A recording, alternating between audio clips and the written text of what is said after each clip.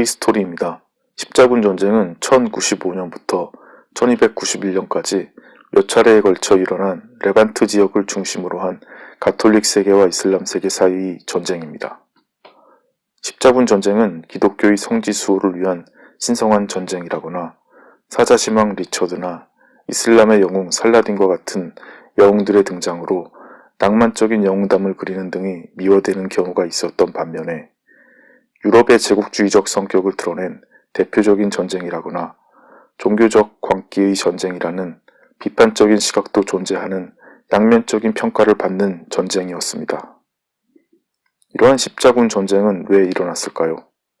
지금부터 십자군 전쟁이 일어나게 된 배경과 원인에 대해 알아보기로 하죠.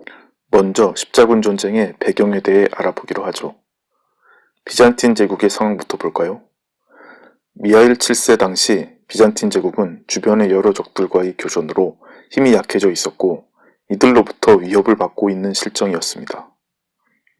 남이탈리아를 기반으로 하는 노르만족과는 전쟁 중이었고 제국의 북방에 있는 사나운 튀르크 계열의 페체네그족과도 교전 중이었습니다. 그리고 가장 위협적인 적이었던 아나톨리아의 셀주크 제국은 니케아를 점령하고 좁은 해협의 건너편에서 비잔틴 제국의 수도인 콘스탄티노플을 마주보며 공격을 준비하기에 이르렀습니다. 다급해진 미하일 7세는 도움을 청하기 위해 서유럽 교회의 수장인 교황 그레고리오 7세에게 도움을 요청하는 편지를 보냈습니다. 이후에 비잔틴의 신황제 알렉시오스 1세 역시 비잔틴 제국만의 힘으로는 사방에서 쳐들어오는 적을 막기 힘들다고 판단하여 1095년 3월에 피아첸자 공의회에 사절단을 파견하여 제국의 어려움과 성지 회복의 정당성을 역설하며 셀주크 제국에 대적할 군사 원조를 요청하였습니다. 이에 응하여 교황 우르바노 2세가 1095년 11월에 클레르몽 공의회에서 기독교의 성지 예루살렘을 점령한 셀주크 제국을 물리치기 위한 십자군 원정을 호소하면서 십자군 전쟁이 시작됩니다. 알렉시오스 1세의 군사 원조 요청이 십자군 전쟁이 일어난 가장 직접적인 이유라고 볼 수 있겠죠. 다음으로 서유럽의 상황에 대해 살펴보기로 하죠. 11세기 말엽 당시의 서유럽에서는 신성 로마 제국 황제와 교황 간의 대립이 최고조에 달했던 시기였습니다.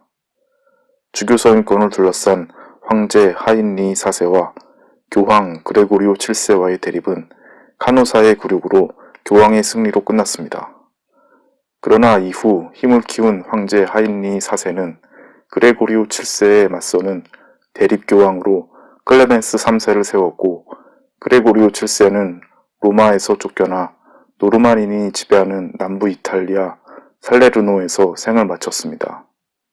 이후 그레고리오 7세의 수제자인 우르바노 2세가 교황으로 선출되었지만 그는 여전히 황제인 하인리 4세에게 쫓겨다니며 로마로 돌아가지 못하고 이탈리아와 프랑스 등지를 떠돌아 다녀야만 했습니다.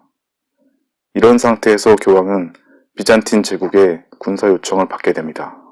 이번에는 십자군 전쟁이 일어난 이유에 대해 좀 더 자세히 알아보기로 하죠. 첫째로는 성지의 회복을 들 수 있습니다. 예루살렘은 7세기에 아랍의 이슬람 교도들에게 점령된 후에 11세기에 셀주크 투르크에게 정복되었습니다. 이 호전적 성격의 이슬람 교도들이 성지 순례자들을 공격하기 시작하면서 문제가 발생했습니다.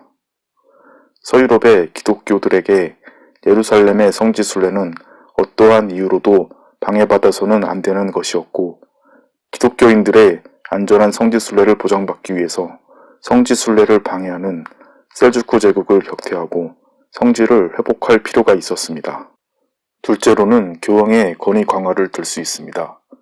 앞에서 이야기한 것처럼 당시 교황과 신성 로마 제국 황제 사이의 갈등은 심각한 상태였습니다. 교황은 황제와의 경쟁에서 우위를 확보하기 위해 황제로 대표되는 세속군주들의 권위를 누를 위협이 필요했습니다. 십자군 원정은 기독교 세계의 대표자로서 교황의 위상을 높일 수 있는 기회였습니다. 셋째로는 동방정교회에 대한 가톨릭 교회의 우위 확보를 둘 수 있습니다. 당시는 가톨릭 교회와 동방정교회가 분열된 지 불과 몇십 년밖에 되지 않은 시점이었습니다. 교황은 어려움에 닥친 동방정교회 기독교도들의 지원 요청을 받아들여 군사적 지원을 함으로써 가톨릭 교회의 영향력을 확대하려 했고, 이는 동방정교회에 대한 가톨릭 교회의 우위를 확보할 수 있는 기회였습니다. 넷째로는 유럽의 내적 평화를 둘 수 있습니다. 당시에는 사회의 질서를 무너뜨리는 사적 전쟁이 빈번했습니다. 프랑스 교회는 봉건 기사들의 전쟁을 줄이기 위해 평화운동을 전개하고 있을 정도였습니다. 그리고 당시의 게르만족과 프랑크족, 노르만족은 호전성이 넘치는 상황이었습니다. 교황은 이러한 호전적인 에너지를 유럽의 외부로 방출하여 유럽의 내적 평화를 달성할 필요가 있었습니다. 또 다른 이유로는 새로운 영주를 얻기 위한 왕과 영주들의 참여, 부와 명예를 얻기 위한 기사들의 참여를 들 수 있습니다. 그리고 십자군에 참가한 자에게는 죄를 면제하여 주고, 십자군 참가 중에 사망한 자들은 천국으로 간다는 대사를 들 수 있는데, 교회가 대사를 약속함에 따라 일반 민중들은 십자군에 열광적으로 참여했습니다. 이렇게 시작된 십자군 전쟁은 9차례에 걸쳐 약 200년 동안 진행됩니다.